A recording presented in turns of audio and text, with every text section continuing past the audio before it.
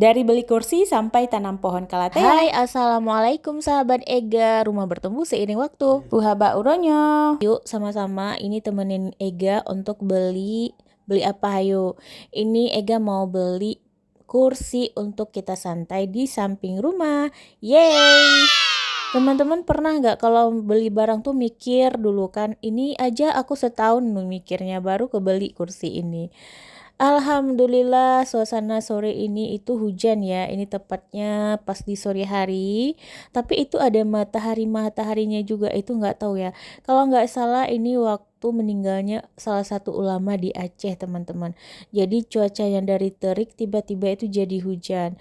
Jadi banyak sekali ulama-ulama yang sekarang sudah meninggalkan kita ya. Jadi kayak gimana gitu. Kalau paginya beli kursi, sore harinya aku ajakin lagi Pak Su buat beli salah satu tanaman yang ini aku rekomendasikan buat rumah teman-teman jadi estetik ya, kalatea.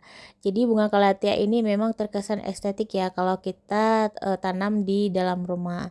Sore harinya ini sudah mau menjelang maghrib ya, suasana di rumah di komplek itu sangat asri. Ini dia beberapa tanaman yang aku beli kemarin. Hari ini lanjut aku mau tanam dulu kalateanya. Ini aku tanam di samping rumah ya, jadi aku punya inspirasi dari Pinterest. Jadi kalau kita tanam di sepanjang pinggiran rumah ini nanti bakalan cantik banget.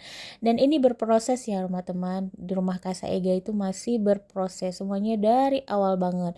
Jadi cerita-cerita juga sedikit. Ini awal mula aku beli rumah ini.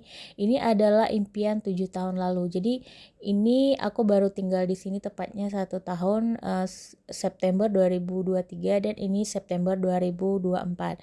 Tepatnya baru setahun. Jadi rumah Kasa Ega ini aku kasih nama Kasa Ega biar lebih teman-teman lebih cepet ingatnya. Jadi Kasa itu artinya hunian ya. Sedangkan Ega itu adalah kepanjangan dari etnika Galeri Aceh. Aku udah sering kok kasih tahu ke teman-teman.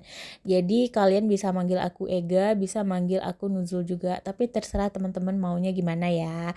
Kita di sini lebih cerita-cerita aja karena memang hari-harinya itu di rumah aja. Jadi pas aku resign dari kerjaan aku tahun 2016 aku udah nggak kerja lagi karena bagiku udah ada suami yang ngapain deh kerja lagi. Cuman aku kalau ngonten tuh kayak hobi aja gitu. Dari dulu suka moto, suka bikin video, bahkan aku sering upload gitu. Sampai orang-orang tuh sering bilang dikit-dikit foto, dikit-dikit video. Bahkan sekarang alhamdulillah ya banyak ibu rumah tangga yang bisa berpenghasilan dari hanya foto dan video. Namun teman-teman tetap diingat ya hal-hal yang boleh, hal yang tidak boleh kita upload ke media sosial, apalagi untuk menampakkan aurat ya.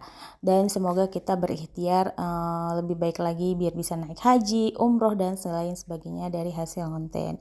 Oke, terima kasih yang sudah menonton untuk cerita-cerita hari ini. Sampai jumpa di next vlog. Assalamualaikum.